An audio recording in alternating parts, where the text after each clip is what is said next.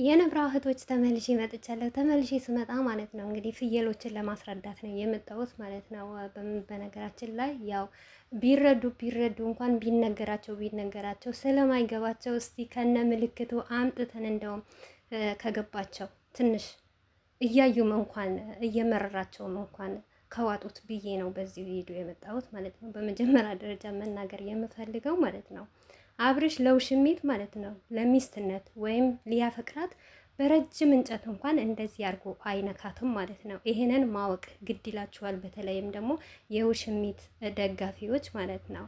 እና ምን አለ መሰላችሁ ውሽሚት የእናንተ ውሽሚት ማለት ነው እውነት ሀብታም ብትሆን በዚህን አክል ብር ቢኖራት ታውቃላችሁ ከአብርሽ ይሄ ሁሉ ስድብ ይሄ ሁሉ ህዝብ ሲወርድባት ከአብርሽ ጋር አትላላጥም ማለት ነው።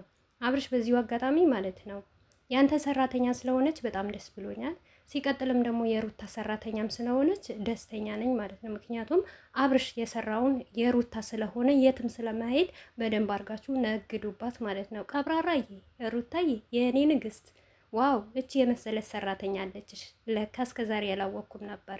እና እሷ አይደለም ለአብርሽ ሱፍ ልትከራይ ለራሷ የለበሰችው ቤሎ ራሱ ማስታወቂያም ቢሆን አብርሽ ነው ያመጣላት ማለት ነው። ማታም ተናግሬ ያለው ቪዲዮ ላይ ትላንትናም ተናግሬ ያለው ይሄንን ነገር ውሸት እንደሆነ ማለት ነው። እሺ እንደናንተ እንዳሰባችሁት እንሁን የውሽሚት ፍየሎች ማለት ነው። ይሄንን ቲሸርት ከየት አመጣችሁ ውሽሚት ማለት ነው? ቲሸርቱም ከሱፉ ጋር ነው የሚሸጠው? እስቲ ያስረዱኝ ለኔ ማለት ነው። ይሄው ቲሸርቱ እንደውም ቪዲዮ ይሄንም ቲሸርት እያያችሁ ውሸት ነው ትላላችሁ እኮ። ምክንያቱም እኛ ትክክለኛ ነገር ይዘንላችሁ ስንመጣ ማመን መቀበል ግድ ይላችኋል ማለት ነው። ምክንያቱም እኛ ሁሌ ትክክል ነገር ስለምናወራ ማለት ነው። እንደናንተ እንደመጣለን አይደለም የምንጓዘው ማለት ነው። ሶ ቲሸርት የለበሰበት ቦታ ማለት ነው ሄዳችሁ ኤፍሬም ቤት በደንብ አድርጋችሁ ወደ ታች እየፈለጋችሁ ወረዱና ማለት ነው እዩት ቲሸርቱ ማለት ነው። ከሱፍ ስር የለበሰው ቲሸርት እዩት ማለት ነው። የማን ነው? አብርሽ አሁንም ከስር ከሸሚዙ ሽር ለብሶት መጥቷል ልትሉ ትችላላችሁ እናንተ ደደቦች ማለት ነው። ሲቀጥል ደግሞ አብርሽ መግቢያ ላይ ገና መኪና ከፍቶ ሲገባ የለበሰው ቲሸርት ከመሃል ላይ ያለላችሁ ማለት ነው። በደንብ አድርጋችሁ አዳምጡ ማለት ነው። ምክንያቱም እኛ አብርሽን ስለምንወደውና ይሁን ብለን ነው እንጂ አብርሽ የሚሰራው ነገር ጠንቅቀን እናውቃለን። ይህ ባህሪው እንዳልሆነ እናውቃለን።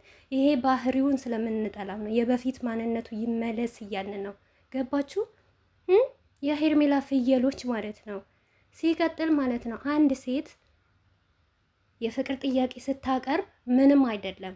ብዙዋችሁ ደግሞ አብዛኞቻችሁ ሩታ ለምና ነው አብርሽን የፍቅር ጥያቄ የጠየቀችው። ኦኬ ችግር የለውም እኮ መፈቀር ያለ እኮ ነው። መፈቀር እኮ ጸጋ ነው። እኛ እኮ አታፍቅሪ ወናናትም፣ ነገር ግን አታፈቅረውማ። ውሸት ነው፣ ድራማ ነዋ፣ ለህዝብ ነዋ። እና የመላጣ ልጅ ብለዋል ብሩኬ ማለት ነው። መላጣ ስለሆነች ነዋ፣ ድሃ ስለሆነች ነዋ። አብርሽን አሰራኝ ብላው ነው እዚህ ጋር የመጣችሁ ማለት ነው። እሺ ሩታ ትክክል ለአብርሽ የፍቅር ጥያቄ ስታቀርብ ማለት ነው። አብርሽ በህይወት ውስጥ ማን ነበረ ንገሩኝ እስቲ። ሞር ከፍቅር ጋር ከተለያዩ 4 ወር ነው 5 ወር ሆኖቻው ነበረ። ገባችሁ? የፍቅር ጥያቄ ስታቀርብ ማለት ነው። ሄርሜላ የመጣችበት መንገድ ምን አይነት መንገድ ነው? አብርሽ ለብቻው ነበረ? ምንም አይነት ህይወት አልነበረውም? ሚስቱ በምን አይነት ሁኔታ ነበረች? ሩታ እርጉዝ አልነበረችም? ነበረች። ማንም እኮ እዚህ ጋር ደደቦች ማለት ነው በደንብ አድርጋችሁ ስሙ። ቪዲዮ ሳሰሙ ግን እር ብላችሁ ደግሞ አትናዱ እንደ ፍየል ማለት ነው። በመጀመሪያ ደረጃ የቱ ጋር ያስጠላል፣ የቱ ጋር ይደብራል፣ ወይስ የትኛው መንገድ ነው ትክክል ብላችሁ አስቡ። ገባችሁ አይደል? እሺ የሩታ የፍቅር ጥያቄ ስታቀርቡ ማለት ነው ዓለም በሙሉ አልተቀበላትም። አሁን አያርገውና ሩታ ላይ አሁን ተገለበጣችሁ እንጂ አብዛኛው የጥያቄ መልጠይቃ ተቀበላት ስትሉት ሩታን የወደዳችኋት ያደነቃችኋት ያጋባችኋት እናንተ ማለት ነው። የሄርሜላ የፍቅር ጥያቄ ማን ተቀበለው? እንደናንተ ያለው ማለት ነው። ተዘላዛ ያልሆነ ሴት ሂዶ ኮሜንት ተቀበላት ያለው እንጂ ኮሜንት ገብታችሁ አንብቡ። አንድ ሰው ተቀበላት ያለው ሰው የለም። ማንም የወደዳት ሰው የለም። ሩታ የፍቅር ጥያቄ ስታቀርብ ህዝብ ተወዳጅ ሆና በትልቅ ሚዲያ ተመስክሮላት ነው። ሲቀጥል ደግሞ ሩታ ለአብርሽ ጋር ስትመጣ ቤተሰብ እንደዚህ ረግሟት ተራግሞ የአብርሽ አባት አዝኖ የአብርሽ እናት አዝና ወንድሙ አዝኖ አይደለም። ሞር ሩታዬን የአብርሽን ለማረግ ማለት ነው ኤፍሬም፣ ሀይሚ፣ ሙቤ ያረጉትን ነገር በተለይ ሙቤ የከፈለውን ዋጋ አይታችኋል ማለት ነው። ገባችሁ አይደል? ምክንያቱም እውነት ትክክለኛ ስለሆነ ትክክለኛ ፍቅር ስለሆነ እና ከፍቅርም አንሶ ዛሬ ይውላችሁ የልጅ አባት አድርገዋለች ማለት ነው። ሩታ የጠየቀችበት ቦታ ሌላ መንገድ፣ እቺ የመጣችበት መንገድ ሌላ ማለት ነው። ሩታን ለመጣል አትሞክሩ። የፈለገ ነገር ብታረጉ እየመረራችሁ ዋጡት። ሩታ ነገም ዛሬም ንግስትና ትመራችኋለች ማለት ነው። ምክንያቱም አብርሽ ባልሆነ በወረደ ጭንቅላቱ ያልሆነ አስተሳሰብ እንኳን ቢያመጣ ይውላችሁ እሱ እየተረገጠ ነው እንጂ ሩታ እየተረገጠች አይደለም። ሄርሜላ እየተረገጠች ነው እንጂ ሩታ ማንም የሚነካት የለም። አንዳንድ እናንተ ያላችሁ ዘልዛሌዎች ሁሌም ነው የምናገራችሁ ማለት ነው። በባላችሁ ላይ የምትደረጉ ወይም ደግሞ ባላችሁ አላጠግብም ሲላችሁ ሄዳችሁ ከሌላ ሰው ጋር የምትለጠፉ ሰው ነው እንጂ በጭራሽ ሄርሜላ የምትሰራው ስራ ትክክል አይደለም። የእሷ ሀብታም ከእሷ የበለጠ እኔ ሀብታም ነኝ ልንገራችሁ ነው ማለት ነው። እኔ ከሄርሜላ የበለጠ እኔ ሀብታም ነኝ ማለት ነው። እሷ ድሃ ናት፣ ምንም ነገር የላትም። ሀብታም ሴት እንደዚህ አይደለም የምትሆነው። በሀብትነቷ እንኳን ትሰራበታለች፣ ለድሃ ትሰጣለች፣ ታበላለች፣ ዝሙትን አታስተላልፍም። ገባችኋ? እምነቷን ታከብራለች። ይሄ በእምነቴ ይፈቀዳል ወይ ብላ ታስባለች ማለት ነው። ሄርሜላ ማለት የአብርሽና የሩታ ሰራተኛ ናት። እየመረራችሁት ዋጡት ማለት ነው። እና በምልክት እንኳን ሲመጣላችሁ የማትቀበሉ አላችሁ። ሩታዬ እኮ የፍቅር ጥያቄ ስታቀርብ እኮ እኔ እንጃ ንግስት ሆና ነው፣ ተነግሳ ነው።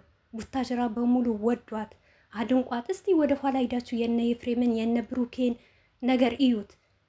በተለይም ደግሞ እንትና ብሩኬና ኤፍሬም የሰሩት ቪዲዮ የሆነ ጆኒ ላይ የቀረቡበት ሰዓት ማለት ነው። አብርሽ ሩታ ሳትመጣ በፊት ምን እንደሆነ አናውቅም ነበር። አሁን አብርሽን ስናገኘው ጸጉራችን ደባብሰን ነው የምንለው ከሩታ ጋር ከተጨመረ በኋላ።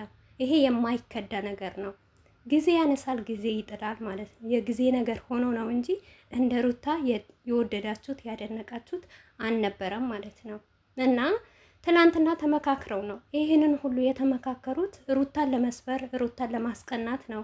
እሷ ግን አይዶንት ኬር፣ አይደንቃት፣ አይሞቃትም። ትናንትና ብላም ቤት ተናግራለች ማለት ነው።